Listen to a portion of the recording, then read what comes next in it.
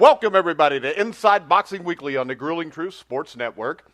Inside Boxing Weekly is brought to you by the Retired Boxers Foundation and MyBookie.ag. So if you want to bet on the college football playoffs or maybe the Cotton Bowl tonight, whatever the hell they're playing tonight between two teams that really don't matter, make sure you go to MyBookie.ag and bet on it. I'm your host, Mike Goodpaster, for the Weekly Boxing Show. We are at our final show of the year. So me and Jeremiah have made it through the year, but more importantly, me and John Einreinhofer have made it through the year without getting mad at each other.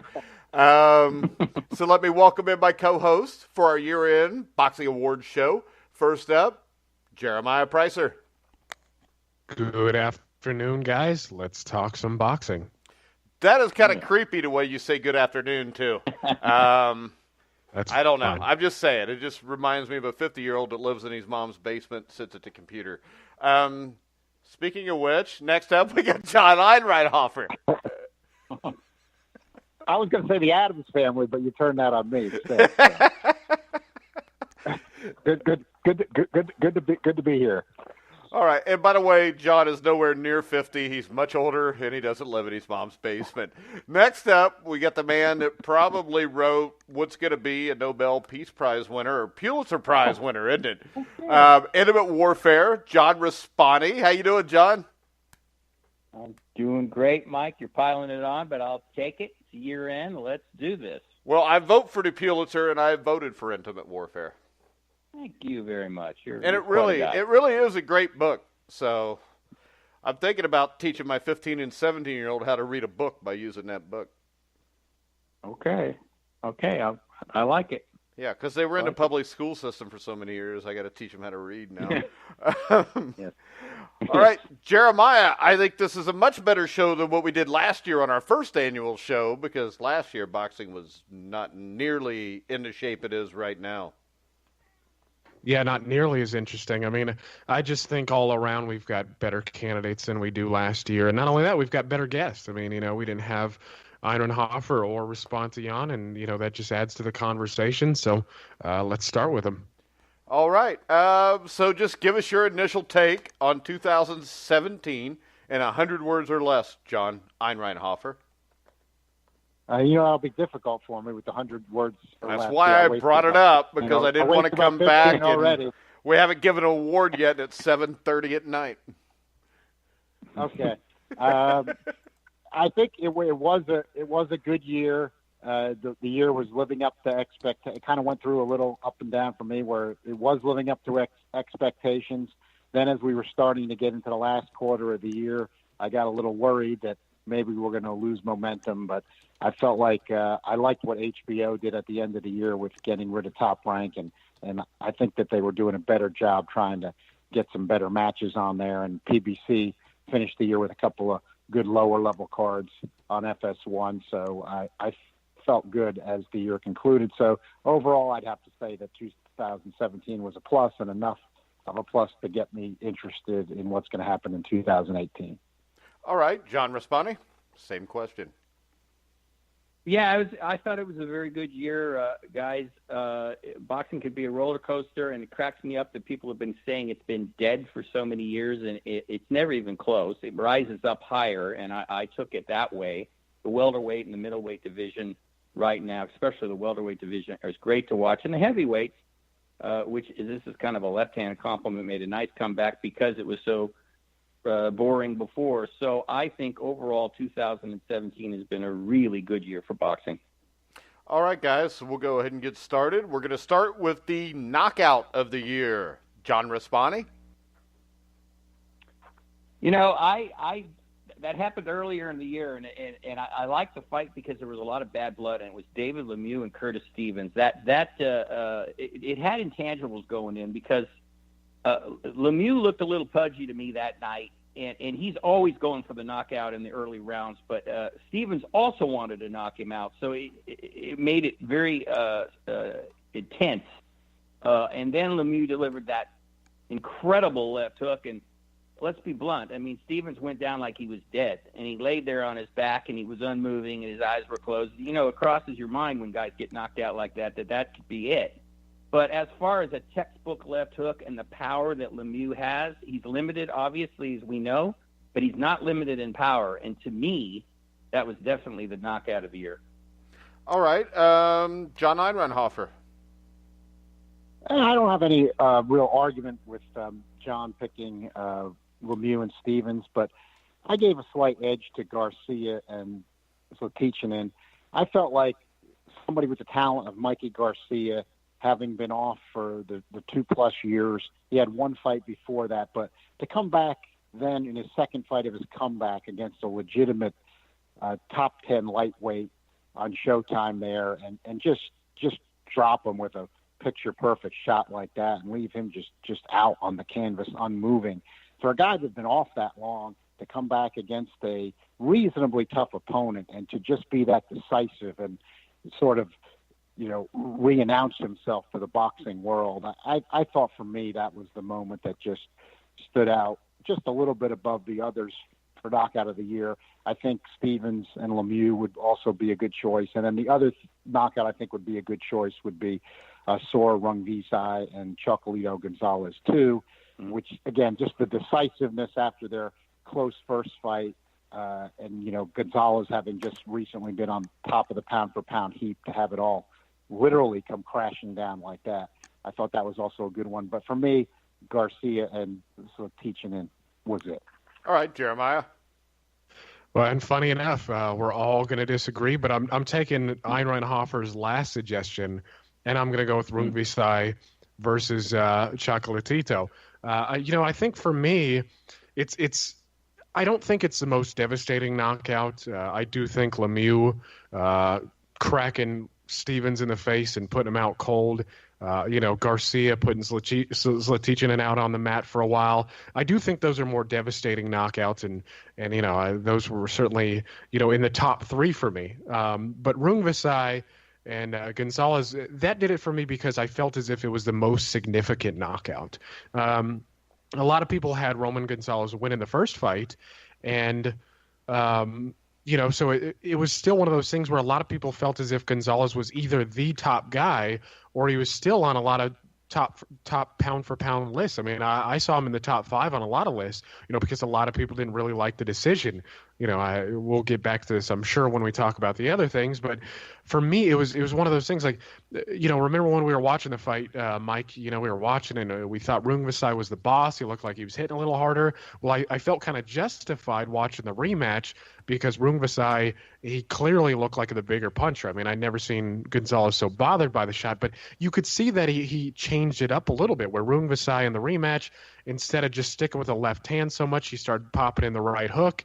And, to see Roman Gonzalez go down like that, you could see that even the expectations from the HBO commentary was that, Gonzalez should win this. He should be better prepared. He'll probably just be a little bit sharper. But, again, to see Rungvisai knock Gonzalez out like that, to me, that was the best of the year. Sorry, I'm kind of working with a little cold here. And not only that, it was one of those things where, to put it in historical perspective, I believe that's one of the biggest wins by a Thai fighter in boxing history. So for me, that kind of weighs a little bit more heavily than the other two. So that's my pick for knockout of the year. All right, I'm gonna have to make the decision on what fight will be this, and I'm gonna go with John Einreinhofer. John, you've won the prize. I'm gonna go with you and Mikey Garcia. Well, see, Mike, we can agree on something. Yeah, so that means John Raspanti, Jeremiah, your opinions don't matter now.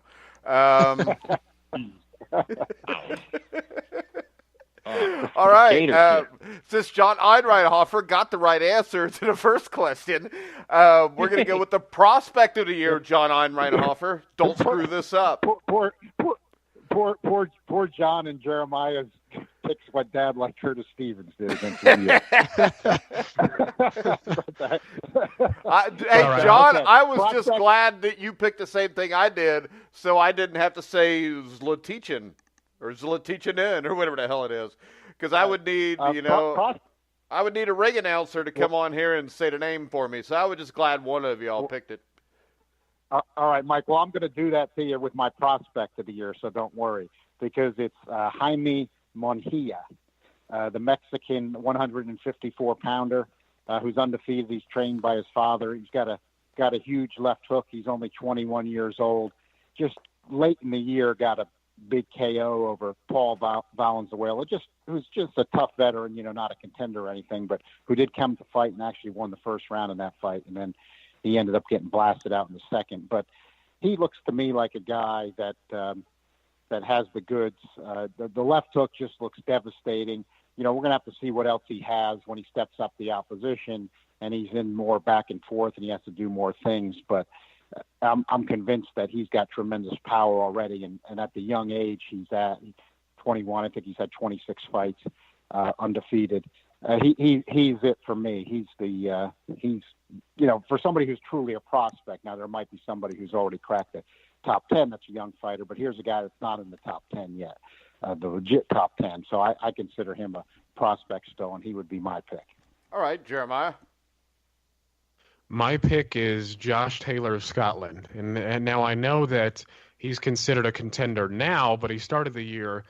I mean, you look at his opposition, and you could still say, that he's on the fringe. I mean, he has cracked the top 10 in a few other people's. Well, he had a nice win against Ohara Davies, who I think was 15-0 going into the fight. Right, yeah, and it was one of those things where it was a matchup of British prospects, and a lot of people are looking forward to that fight. In fact, I knew quite a few people who were picking Davies in that fight. Taylor to me is a guy that I watched for a little while.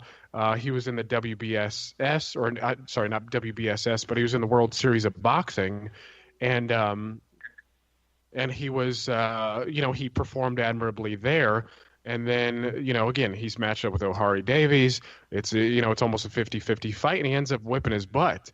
And then he goes on to a Miguel Vazquez, who's a tough styles matchup for a lot of people, and he whips him as well, showing a nice, well-rounded game. He's going to the body well. He's accurate. He's quick. He's got power. For me, that's the guy in 2017. All right, John Raspanti. Yeah, I like Josh Taylor too, and I think the kid is really impressive. I like to try to stay with guys that had like 10 fights or less. So Josh, I think, has had 11 fights, but that really wasn't a negative. He's an incredible talent.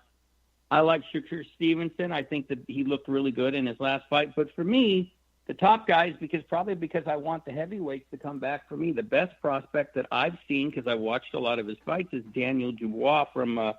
I think that's how you pronounce it. Mike and I have a challenge here to mispronounce these names. Dubois from England. He's got power. He's athletic as hell. He can move. He looks more natural in the ring than at times than Joshua does. And Joshua has 20 fights, and Daniel's only had 6. So I'm watching this kid with a lot of keen interest. I really like what I see.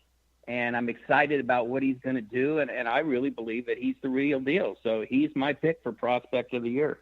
All right. So that was kind of set up, I guess, because John Raspanti knew what I was going to pick. So John Raspanti is the one that got the right answer. And I really like Dubois.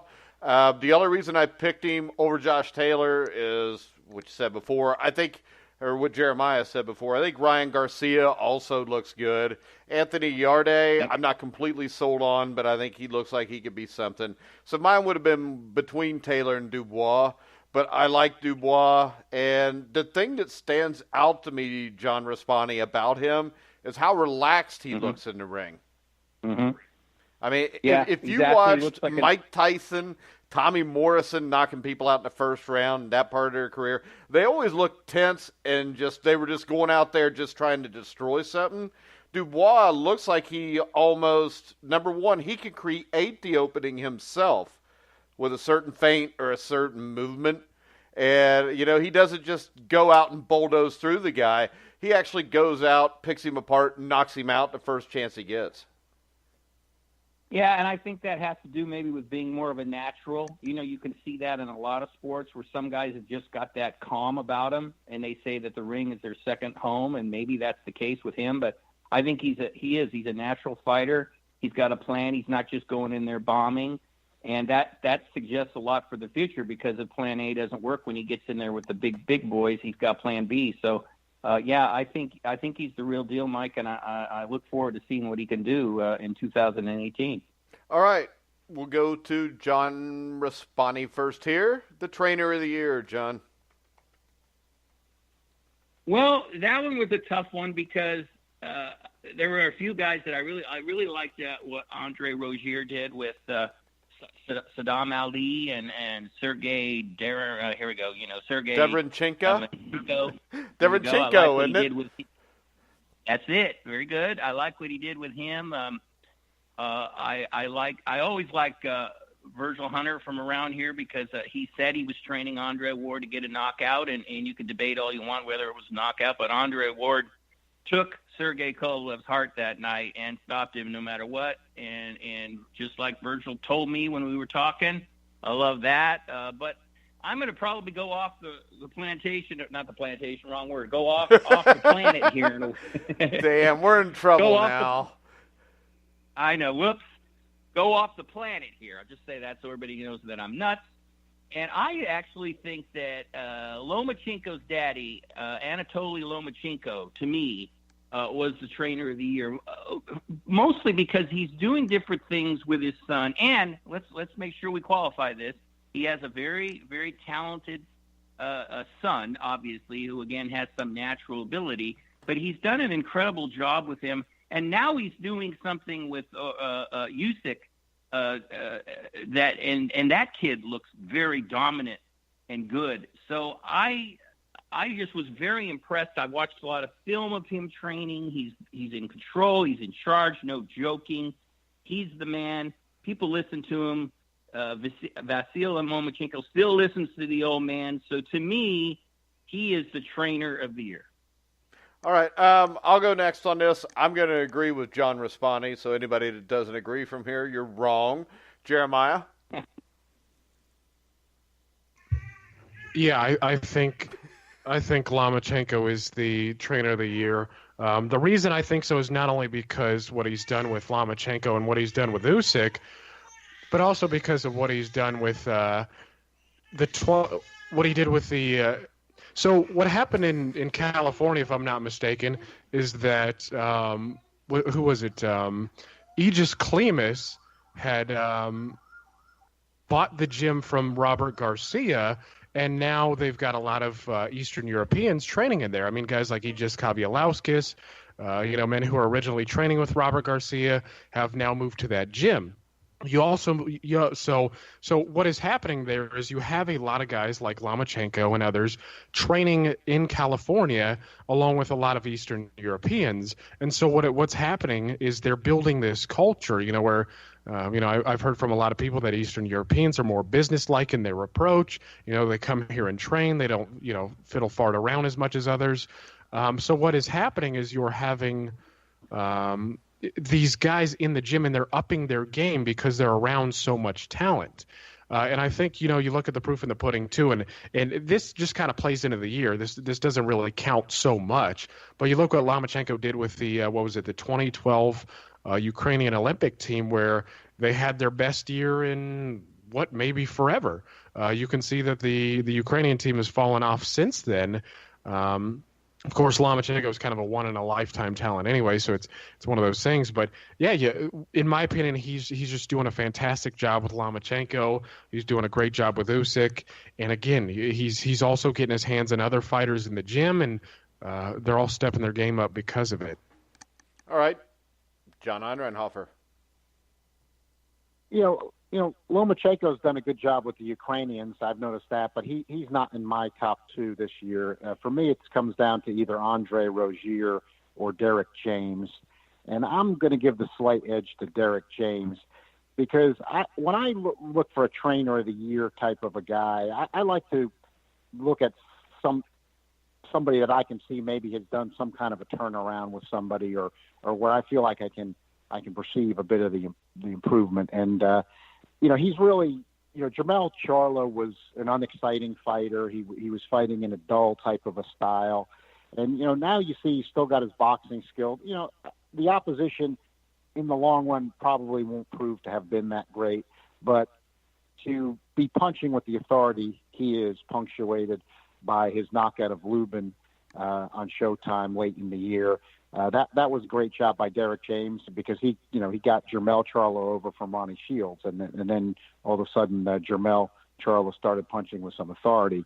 So you saw a change there, and Derek James has had Errol Spence, the whole way through, and basically, and Spence, was obviously, you hadn't really heard of Derek James before Errol Spence, and you look at the way Spence is stuck with James, and you look how good Spence has looked, against Kell Brook.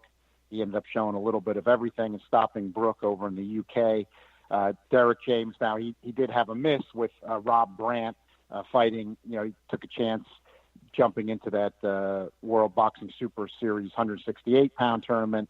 And Brandt, to me, hadn't been that impressive of a prospect, but I thought James was making some progress with him, but it didn't show when he fought Jürgen Brammer in that tournament. So he did have one miss there, but I think because of the work he did with Spence and Charlo, he slightly edges Rozier. But I like a lot what Rozier did. I thought with Saddam Ali against Cotto, you saw him give excellent instructions.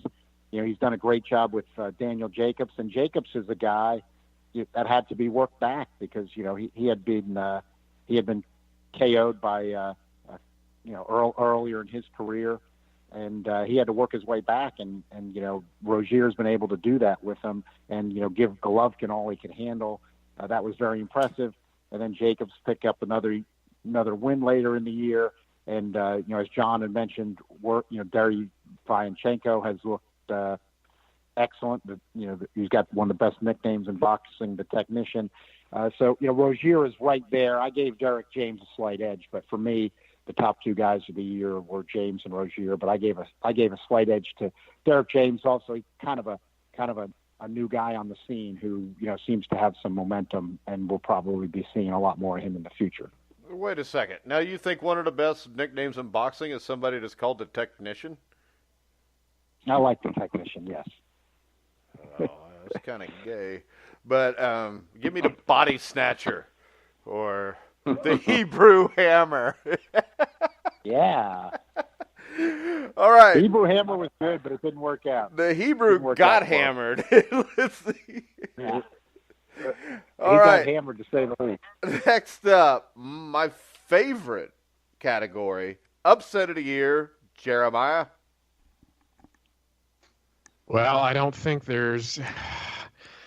This comes down to two for me, but I think I'm going to pick what a lot of others are going to pick, and so it came down to Rung Vasai and Gonzalez and Caleb Truax and James DeGale, and I'm going to go with Truax and James DeGale here because I remember just what it was like when we were talking about that fight and discussing it. And honestly, it happens with so many of us. I mean, the most experienced boxing writers, the most experienced followers of the sport, guys who sit ringside night in and night out. Sometimes we speak with a smugness that, and we've got to get our daily dose of reality sometimes because, we're like, Truax, okay, what good fight there, right? And then Truax brings it, ends up defeating a guy on his home turf, and now we're kind of eating a little crow for it, So that to me, and not only that, it's just good to see a guy like Caleb Truax, who seems like a nice guy. Boxing is just, what he initially started to pay his college tuition or something. It's just a nice little story. Well, his story was kind of like Greg Haugen's when we interviewed him. He didn't really start out as an amateur boxer. He started out by entering Tough Man contest. Yeah, well, and he only had 7 weeks to train for James DeGale, who for Actually, a lot of people 6 weeks. Oh, 6 weeks. Yeah. So even I mean, it's smaller than the initial amount I thought, but it was a good performance. I mean, it wasn't one of those things where he clipped him with a punch and you think, maybe he just kind of got lucky there. No, he went in and beat him up for 12 rounds. He had a nice game plan.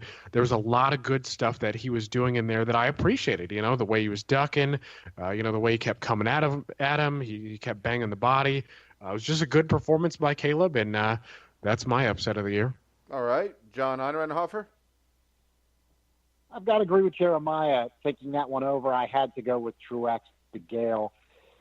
Nobody gave Truax a chance, including myself. There was really nothing you saw in his previous fights to indicate that you thought he'd have a chance. Now, if you were looking at DeGale recently, you thought there might be some vulnerability, but the fight was in the UK, and you just didn't think Truax was going to be that guy. You thought he was just there to lose and fall down. Proved us all wrong with a great spirited and really an inspiring effort. And it's something that, the MyBookie AG odds told you for yourself it was upset of the year, because the guy was like the equivalent of like 65-1 before the fight. So the odds makers have to know what they're doing. And somebody who would put money down on Caleb Truax, if there was anybody out there in the world, they cashed in big time.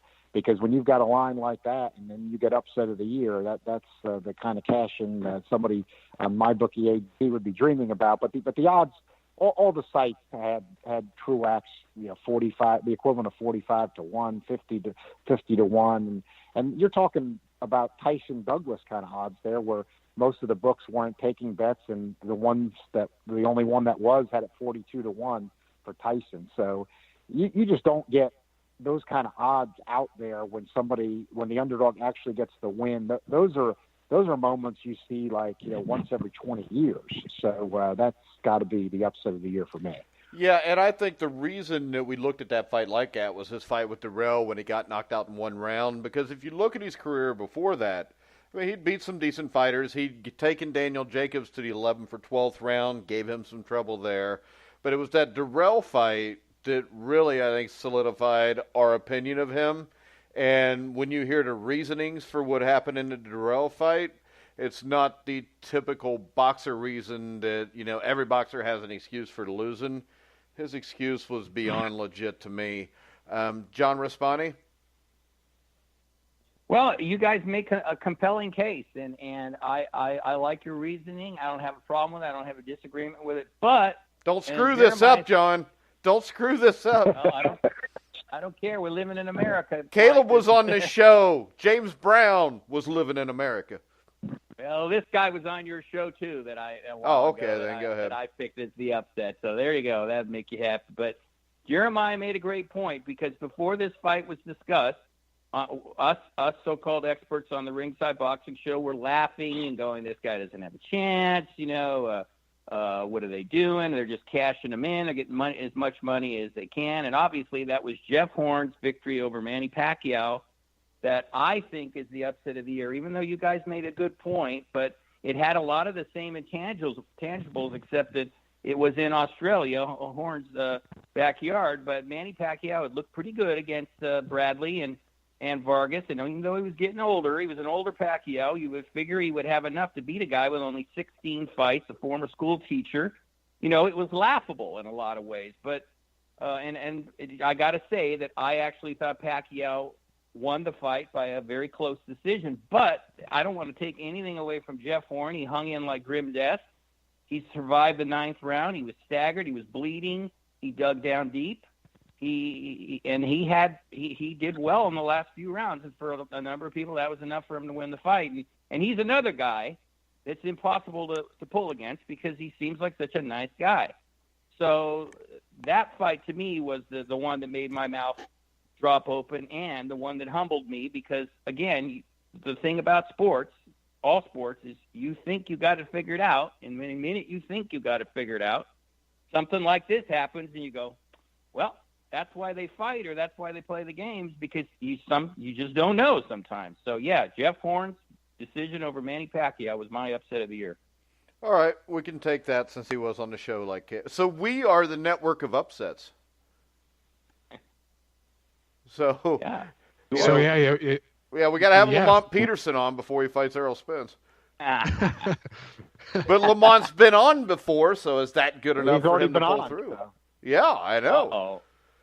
So if I can get 10-1, 20-1 odds, I may jump on it just with the grueling truth bet there.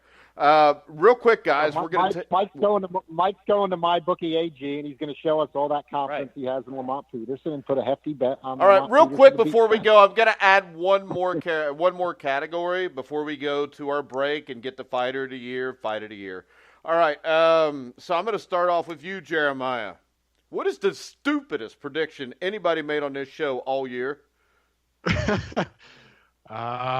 Well, The most recent one that comes to mind, and I think we all know what's coming, but Yeah.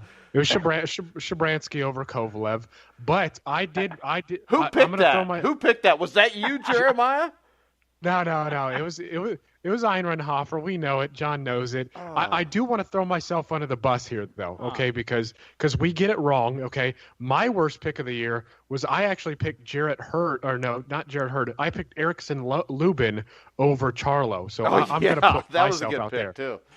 Yeah. That made more sense than Shabransky, though. John Einreinhofer, stupidest prediction on the show this year.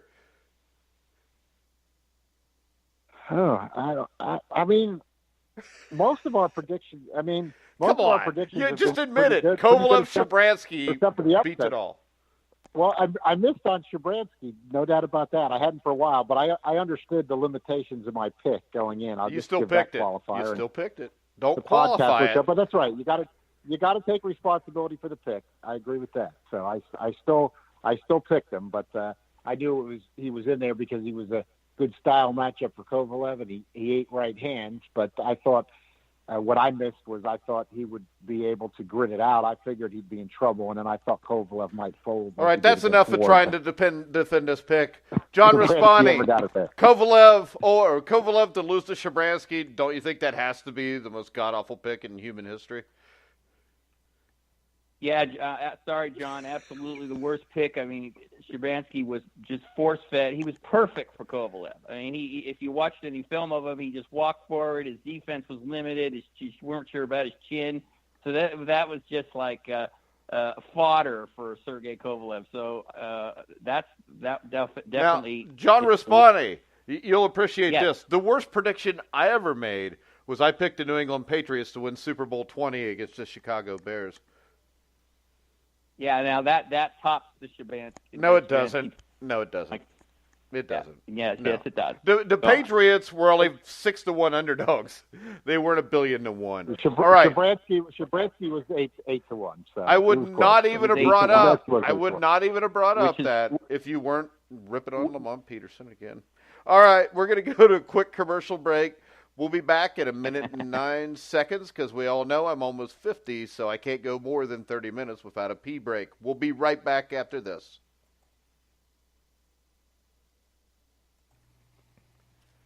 Hey, Puckheads, this is Patrick. And Jason. From the Puck Guys podcast at the Grueling Truth Network, and we're here with one simple message. If you're watching the games, it's time to start making money. The Grueling Truth has partnered with MyBookie.ag, an industry-leading sportsbook website who reminds you that where you bet is just as important as who you're betting on. And that's why the Grueling Truth urges you to check out MyBookie.ag. In addition to the usual thousands of odds, money lines, proposition bets, and futures offered on MyBookie.ag daily, they also have in-game live betting and a mobile site that makes wagering on the go easier than ever. So join now, and MyBookie.ag will give you a 50% bonus on your first deposit of up to $3,000 in extra cash. Just enter the promo code TGT50. That's TGT50 to take advantage of this offer. Where do they got to go, Jay? That is a smart-looking question, Pat. They need to go to visitmybookie.ag, courtesy of the Grueling Truth Network, and enjoy your winning today. MyBookie.ag. You play, you win, you get paid. All right, guys, you're back with the year-end boxing awards on Inside Boxing Weekly. I'm your host, Mike Goodpaster, sitting here with John Einreinhofer, John Raspanti, Jeremiah Preisser. We're to the two big awards, which we've got the Fighter of the Year and the Fight of the Year. We're going to start off, I guess, with the Fight of the Year. John Raspanti. Well, I saw this fight earlier in the year, and I liked it a lot. I watched it again. I wasn't as impressed, but I still think because of the historical part about Mike loves the lineal part, even though Klitschko wasn't the lineal champion anymore. The Fury thing, they have to forget about that. But it had a lot of things that writers like the passing of the guard and all that. Then the first 4 rounds, I will admit, were only pretty good, but the next 6 rounds until it was stopped in the 11th pretty much was incredibly exciting and tense. You had 90,000 people standing up and screaming. It was a throwback to the old days when the heavyweights used to fight. You had 2 giants in there at 6'6", tons of respect between the two of them. So I thought I watched it. Like I said, I watched it again, and from round 5 on, with Klitschko getting knocked down, and then him pretty much putting he knocked Joshua down, and he got up, but he was not the same guy for a few rounds. It took him a while to come back, and then he starts coming on. He stuns Klitschko with that incredible uppercut, stops him in round 11. I mean, that fight was that term that's overused in boxing, roller coaster, especially after round 4. With all the intangibles of the history and everything, I think, to me, that is the fight of the year for 2017. Anthony Joshua stops Klitschko in round 11. Yeah, I mean, when you look at it, they threw almost an average of 25 punches a round, too. Well, for heavyweights, that's... Wait a second. No, you just compared it to heavyweight championship fights of the past. That was no Holyfield Bowe. That was no Ali Frazier. Hell, that was no Frazier Quarry. I was talking about the magnitude. I agree. I think that if you go with the biggest event of the year in boxing, I think, of course, it's that. But I think when you're just going fight of the year, I saw better fights. I think that was the most important event of the year by far, though. From round 5 to 11 was electric, and that was what was so spellbinding to me. With these two giants, you're just waiting for one of them to hit each other. One of them could go down at any moment.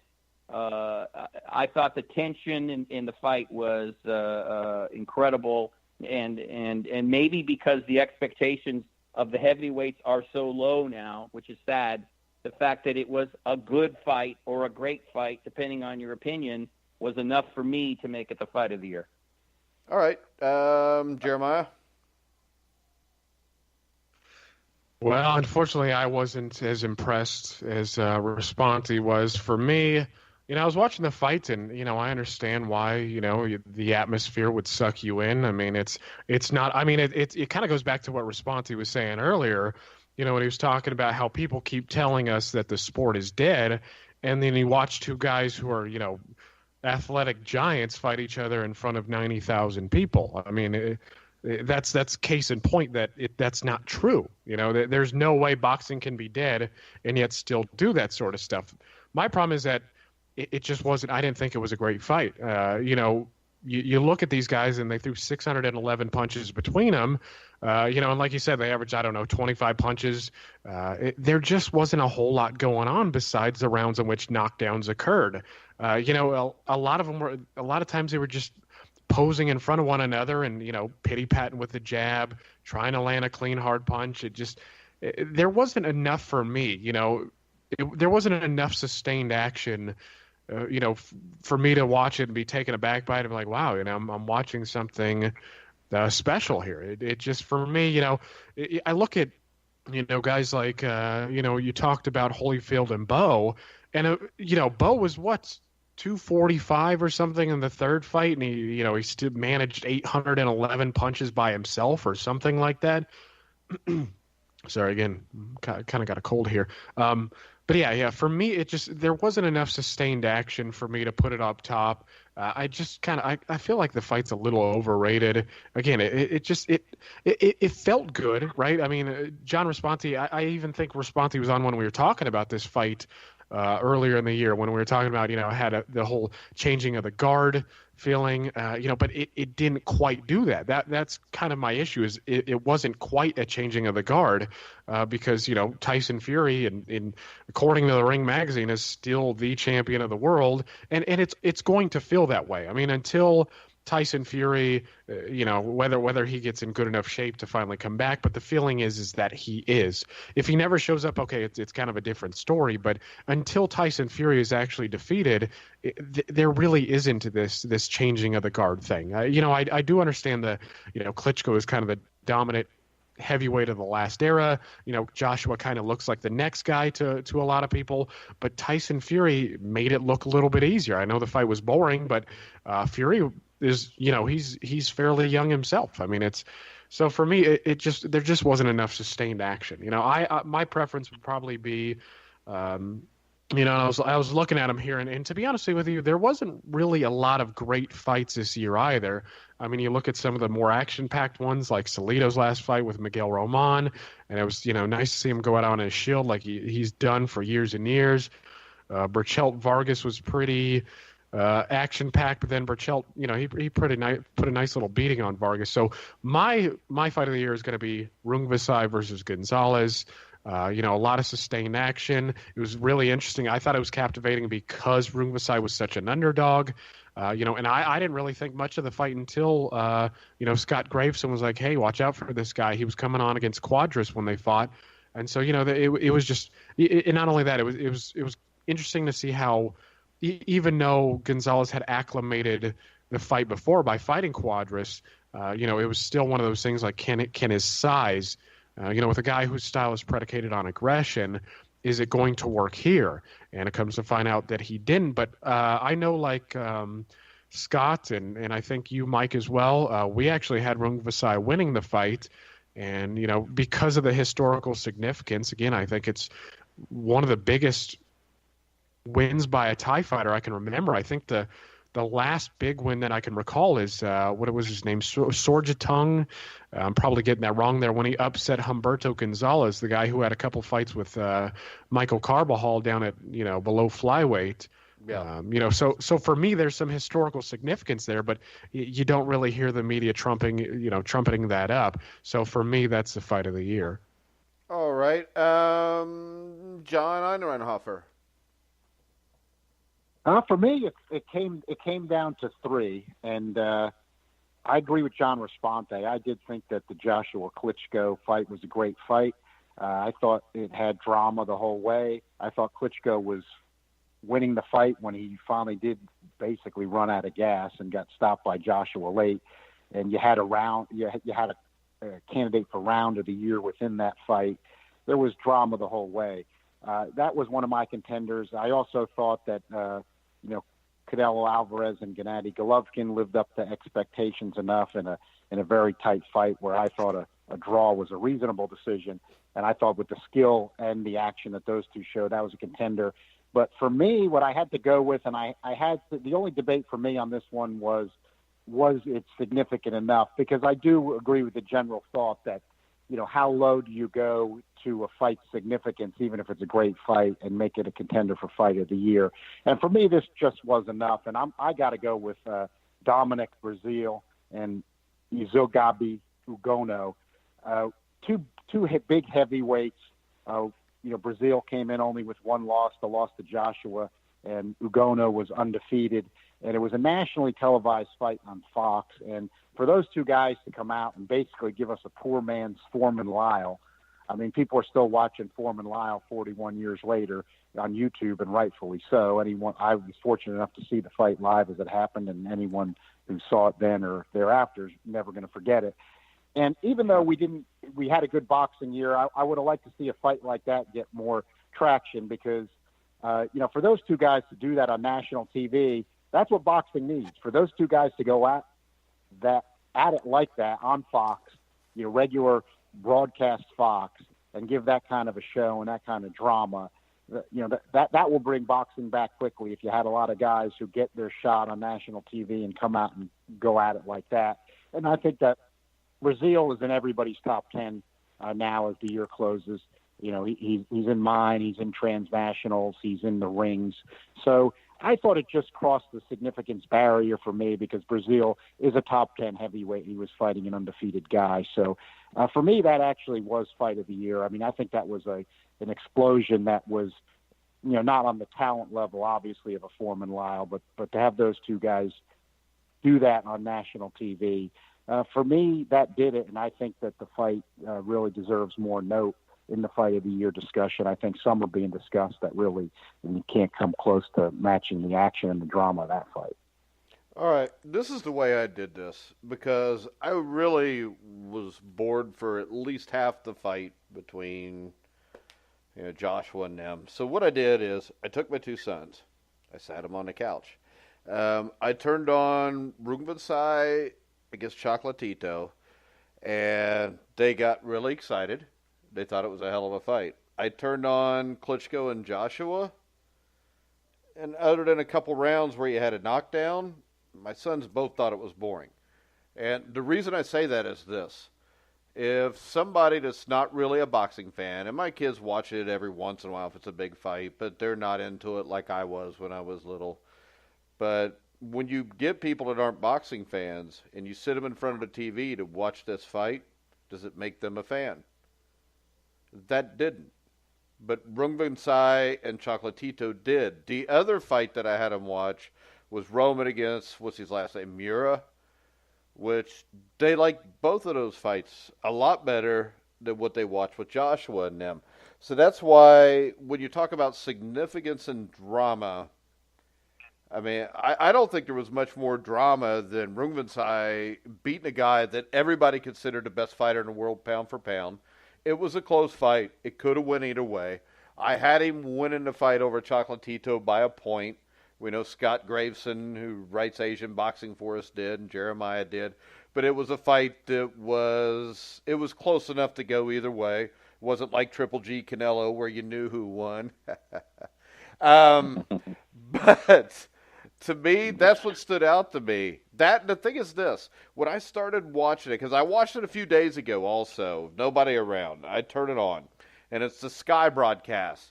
And they've got them walking into the ring. And I'll tell you, I got goosebumps when they were walking into the ring. And after watching all the pre-fight stuff, I mean, I had goosebumps watching it. That's what I used to do when I'd see Ali come in the ring to fight Ernie Shavers. But the problem I had was this. I had to watch it a few days later because by the third round, I was sound asleep. Now, I know I'm old and fall asleep during almost anything now. But when I watched Rungvisai and Chocolatito, I was awake the whole time. So that's my choice. I agree with Jeremiah on this one. Next, we've got the Fighter of the Year, which I don't think there's any clear-cut winner to this year. John Einreinhofer? I agree. I don't. I felt like it was overall a good year, but when I went for Fighter of the Year candidates, I felt it muddled. Although for me though, my choice just still felt clear, and it's for me it's Andre Ward to stop Kovalev, the guy that's the next best in his division. Clearly, it's the top two guys in their division. At that point, Stevenson just had forfeited the lineal title by not fighting anybody.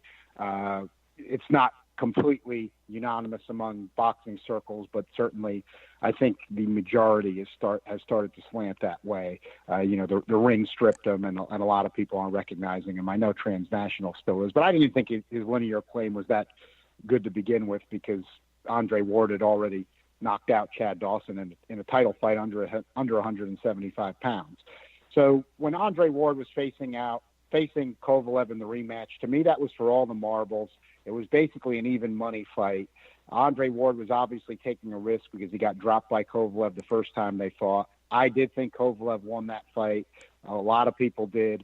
Andre Ward getting right back in there with Kovalev again. And then to stop Kovalev and basically make him fold, Ward, a guy not known as a puncher, that to me was performance of the year. And I would already argue that anybody looking at, Lomachenko, I think Lomachenko has a better argument than Crawford, but people looking at Lomachenko and Crawford, you're basically saying, well, Lomachenko fought 3 times this year, but he fought Sosa and Mariaga, not particularly exciting. Rigon Diao, obviously a more credible opponent, but again, so then Crawford, he's got Diaz, big deal. Felix Diaz is a good, solid fighter, but that doesn't excite me. And then Ndongo, just because you got alphabet belts involved, that fooled a lot of people. Didn't fool any of us on our show. I think anybody can go back and listen to the podcast because we deserve credit for that because we said it before the fact. This is not like a lot of shows where people after the fact they supposedly knew something. Go listen to what we said before that fight. We didn't think Ndongo had any kind of chance. The fight was overrated. You don't fool the odds makers like that either. They had Ndongo as a huge underdog. So I think Crawford's year was overrated based on alphabet belts. Not that I don't think Terrence Crawford's an excellent fighter, and I don't think Terrence Crawford's afraid of anybody. I don't think Lomachenko's afraid of anybody. think he's also an excellent fighter. They're two of the best fighters in boxing. But for me, Andre Ward was the guy that took the risk and performed the most brilliantly and with the significance on the line. So to me, even though it's a more muddled year, I think he was the clear choice. The only knock was he fought once this year. I agree boxing needs people to fight more.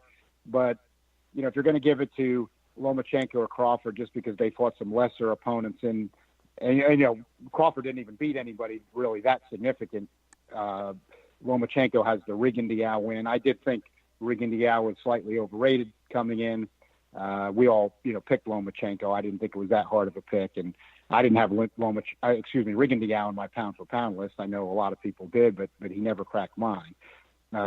So for me, it ends up being Andre Ward. The only knock is he only fought once, but I think because of the significance of the fight and the way he performed, when it really came down to it for me, he was basically the clear choice in somewhat of a muddled year. And I would also consider unorthodox picks here too. Frankly, I would even lean towards, if you wanted to pick Golovkin or Alvarez over Lomachenko or Crawford, I'd be okay with that too. Just because two guys take the biggest risk and they fight to a draw, I don't think you should penalize either of them. I mean, Canelo also picked up a dominant win over Chavez. I mean, Chavez certainly isn't even what he was. And, Golovkin... He never was what he was. But he was a top middleweight. No, don't give me that. Julio Cesar Chavez Jr. was never a top 10 fighter in any division. I don't think he was. I watched. No, he wasn't. That fight was a joke. It was a setup. But everybody else did, and he was. So no, he wasn't. Who did he beat? Andy Lee? Did he beat Andy Lee? He stopped Andy Lee. That's impressive. He beat Vivek. He stopped Andy Lee. He beat Rubio. When Golovkin KOs Rubio, people say wow. And when I didn't say wow because I don't think Rubio's very good. And I think there's a bunch of guys that could be in the bottom top 10 there. My only problem is putting somebody as the fighter of the year when, come on. He beat Kovalev because they allowed him to foul him constantly during the entire fight, and he knocked him out with a shot below the belt. That's not why he beat Kovalev, though. He beat Kovalev. Yeah, that's right. The right hand, Mike, you got to watch the replay of the right hand knocking Kovalev silly because you got to go back and watch that. So well, the 5 or 6 low blows over the fight before that were really low that he doesn't even get warned of. The whole show was a sham. If you look at the contract they gave him to get that fight, it was a sham. Kovalev was folding up. The right hand was real. And, give Ward the credit. Ward was the guy that clearly came if up, it would have been Kovalev hitting Ward low, they would have stopped the fight and awarded it to Ward.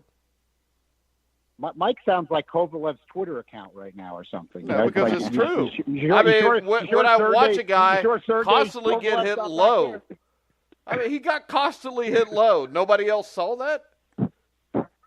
Mike tweets for Sergey Kovalev.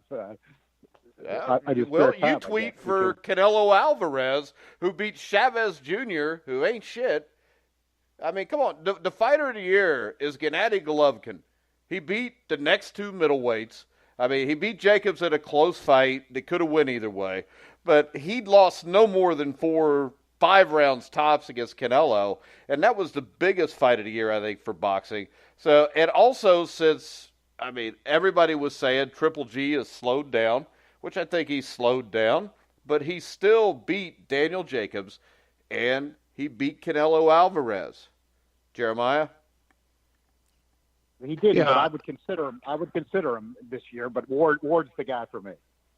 Yeah, and I think you can argue for both. The thing about Golovkin is, I haven't heard him mentioned very much at all, but I do think, we should put this into perspective. We're talking about a guy who's a 35-year-old aggressor, and he's fighting the best 2 guys in his division, and he's in a lot of people's eyes, he's outboxing these guys. He's using things like the jab. He's not, you see a guy with almost 400 fights under his belt total, amateur and professional included, and he's still able to compete at this high of a level. I think that's impressive. Again, most people had Golovkin beating Alvarez. It seemed like most people had him beating Jacobs, though again, there's some argument there. Though I think, you both are right in the sense that you shouldn't be penalized for an official decision. I mean, this isn't like, pro football or, college football. This is a game where bad decisions are made all the time. All the time. I mean, so again, I think Golovkin is certainly worth considering. And the unfortunate thing here is I'm going to differ from all three of you. So my fighter of the year, and I've chatted about him already here at length. It's Rungvisai. Again, what he did. Okay, so a lot of people had Gonzalez winning the first fight. Okay, again, I had Rungvisai winning. I know a number of other people who did. To me, he just looked like the boss in that fight. I've never seen Gonzalez so bothered by a guy's physical strength, by his punching power. And so for me, that is part of what helped earn him to the decision in the first fight. So a lot of people going into the rematch were saying, okay, well, Gonzalez is going to win clearer this time. You could hear it in the HBO commentator's voice.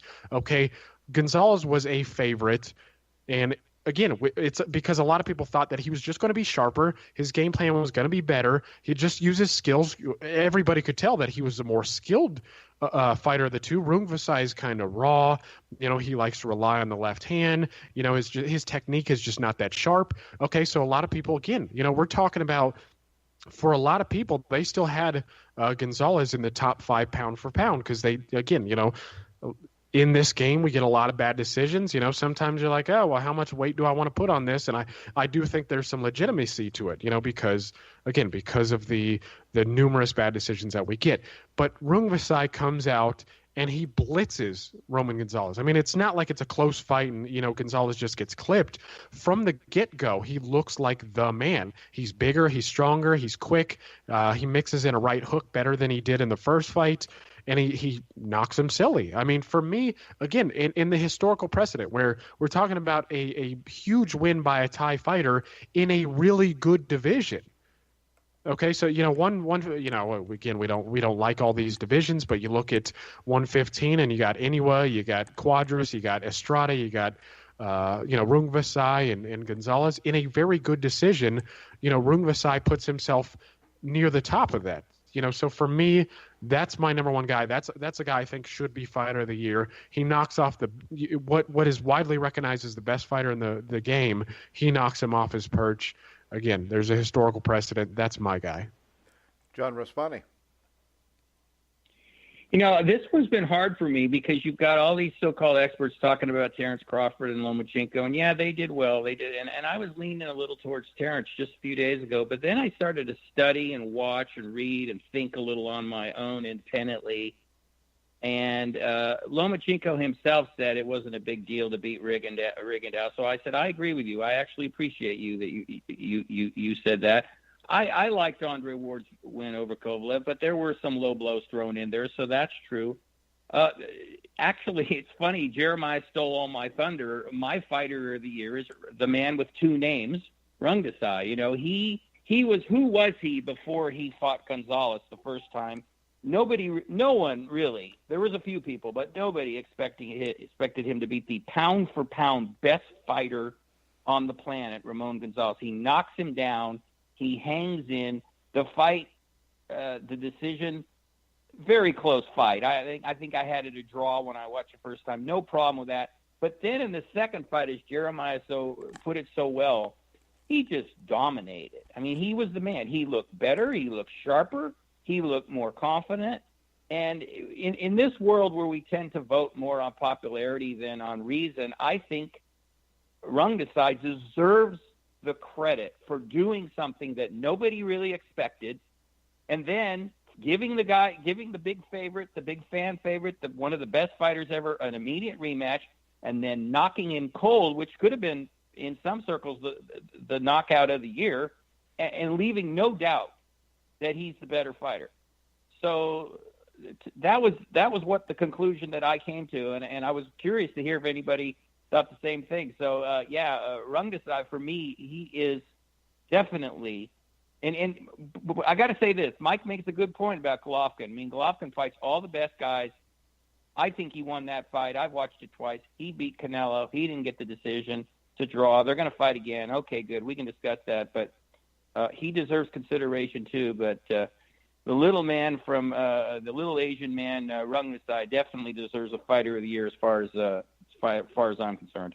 And I would just add something real quick. Roman Gonzalez is one of the best little men I think, ever had. I mean, Gonzalez is a legend. I mean, everybody. I've been into this with a few people, but you look at guys like Ricardo Lopez, and he was a fantastic fighter. But he didn't had the beat bear the people stain file. that he beat. Roman Gonzalez. I've seen just about everything Ricardo Lopez has been in. Roman Gonzalez has fought better opposition. Yeah. He's taken more chances. So, again, Gonzalez he's working just like Lopez. He's working in that 17 division framework, but he's taking more chances. He's going out, he's fighting the best, and he beats all of them. And then he finally meets Rungvisai and gets knocked off. I don't think it's a big knock on his career, but again, you putting that into perspective, that Gonzalez is a great little man. I think he's an all-time great little man. Rungvisai deserves more credit than he's being given. Definitely. Well, I gave him Fighter of the Year, so don't yell at me. The only person that didn't give him anything was John Einreinhofer.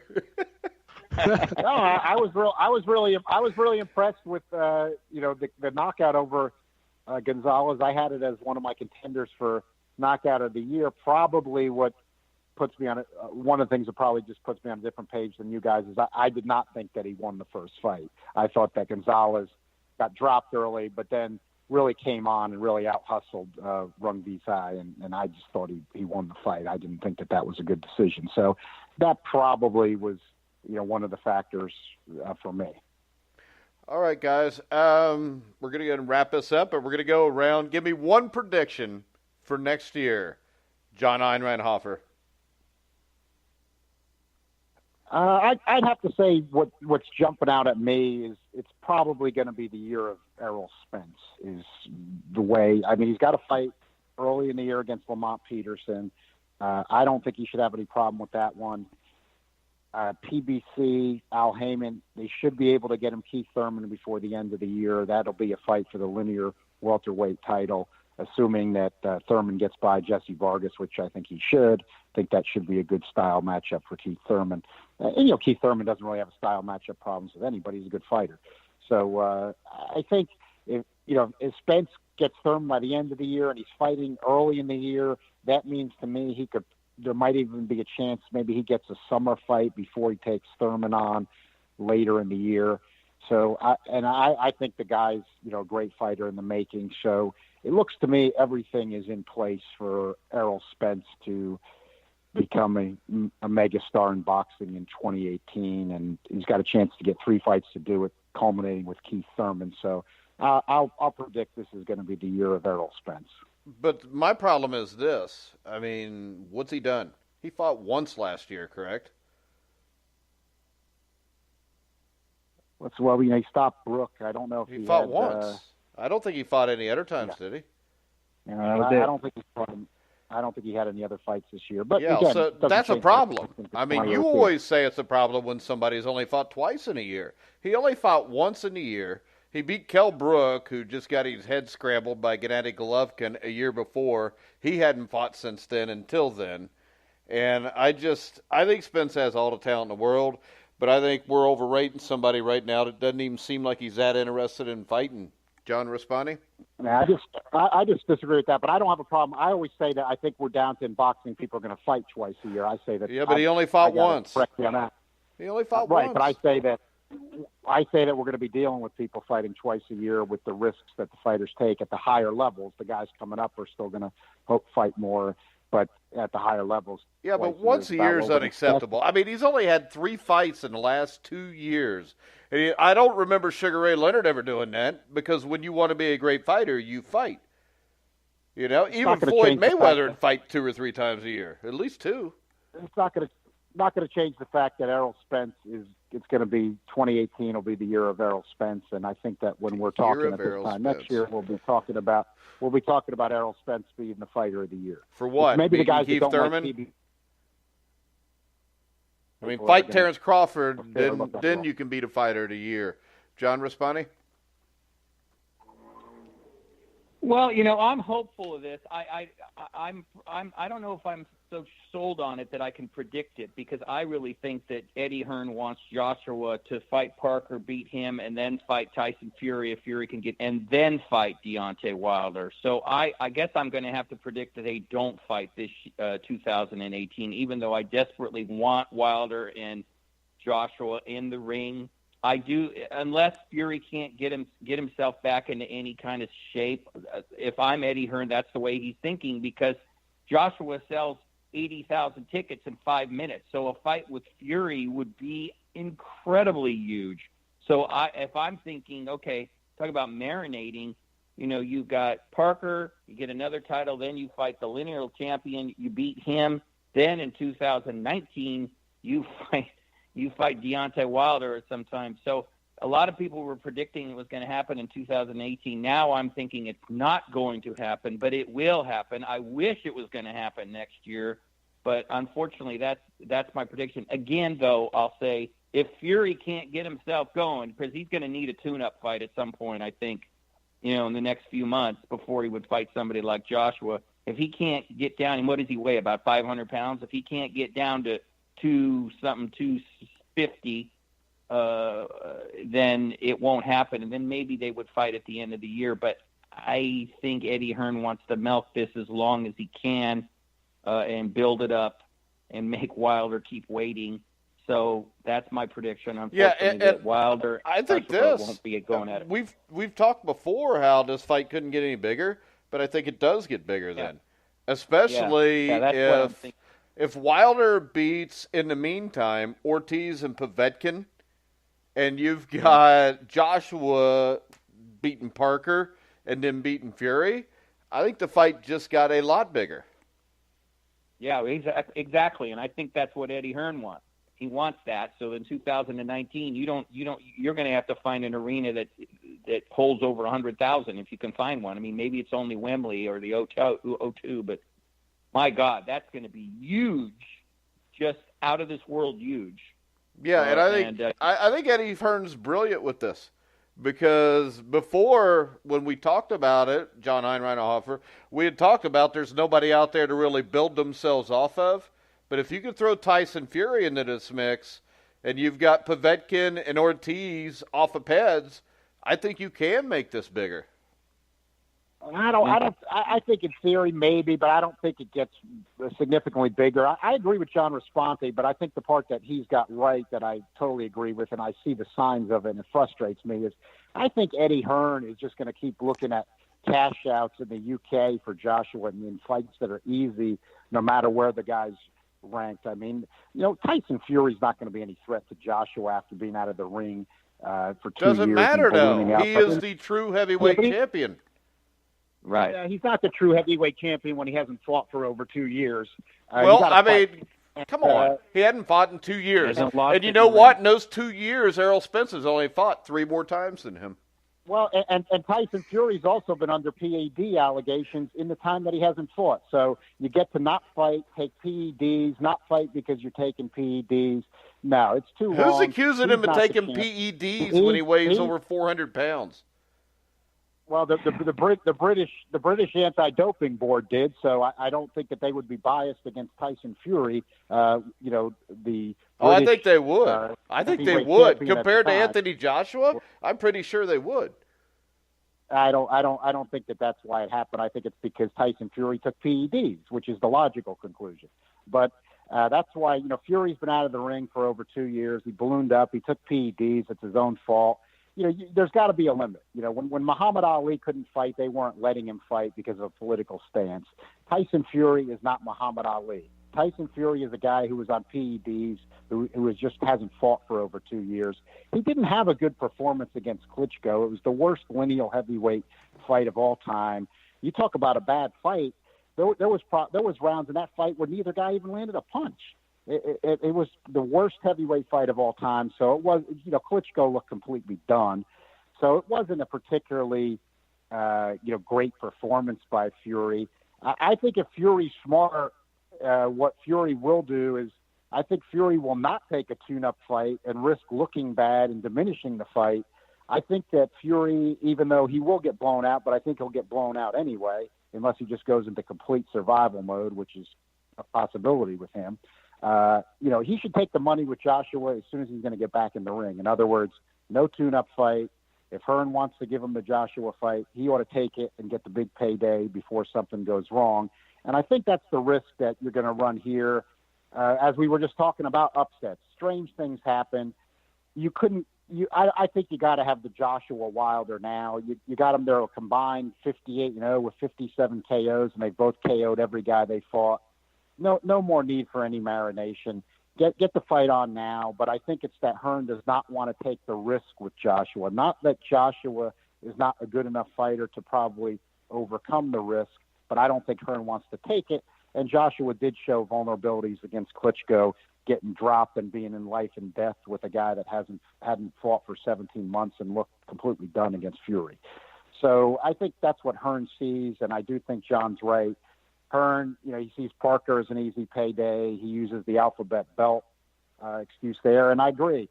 He can then say Fury, lineal champion. Fury and his camp, though, should just take that fight and get the money, because it's probably not going to be a long future career for Fury at this point, and this might be the time for a max payday for him. But yeah, Hearn can play that, and who knows who else he can come up with after that. And maybe maybe he'll come up with him fighting Dillian White. He's the number one WBC contender. Now we know Wilder's got that belt, but you know how alphabet crazy stuff goes. So, and who knows, either of them could lose. So I think that they ought to have the fight now, but I think John's prediction is reasonable, and there are storm clouds that would suggest that's what might be coming. All right, Jeremiah.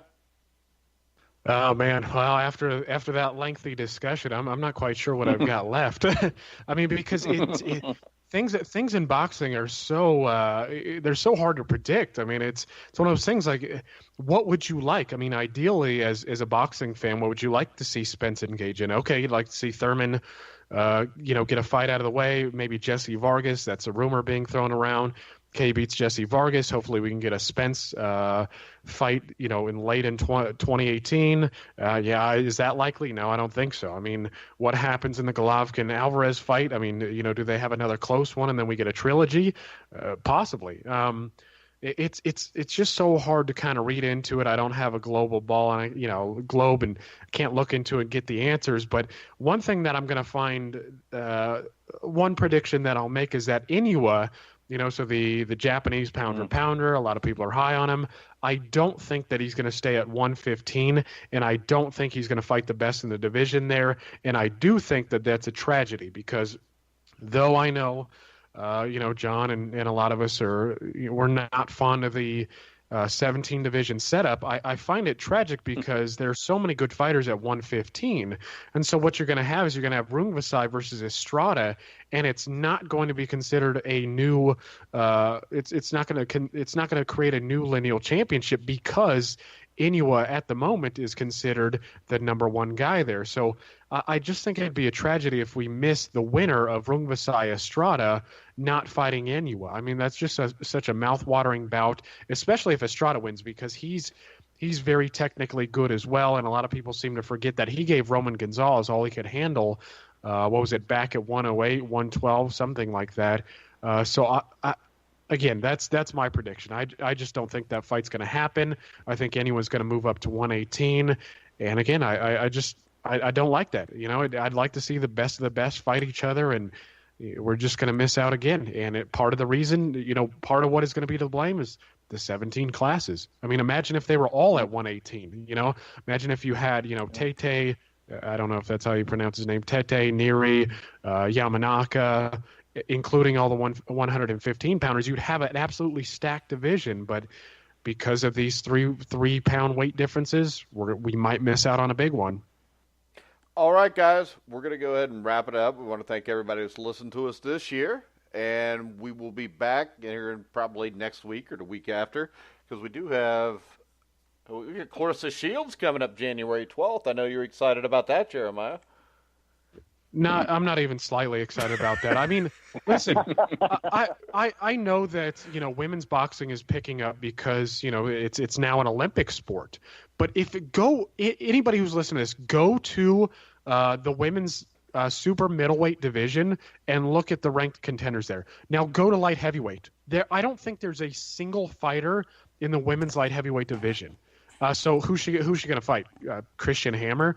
I mean, it's just, you look at women like Claressa Shields and Katie Taylor, and yeah, they've got talent, but who are they going to fight? It's just not all that interesting. It's kind of like watching UConn women's basketball. There's nothing competitive till you get to the Final Four.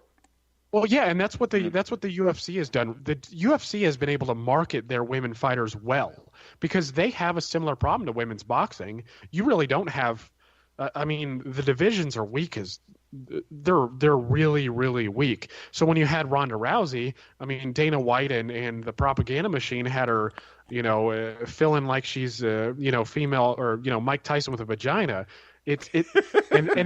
Right, and then she gets knocked out. Then she gets knocked out by Holly Holm, who was way past her prime in boxing. We're talking about Holm is in her upper 30s, and again in boxing she was way past it. And then she had a kickboxing background to her credit, and then she knocks out Rousey. Well, you look at Holly Holm's success since then; it's been up and down. So yeah. And then they're going to market her against Cyborg. This is the thing. Cyborg.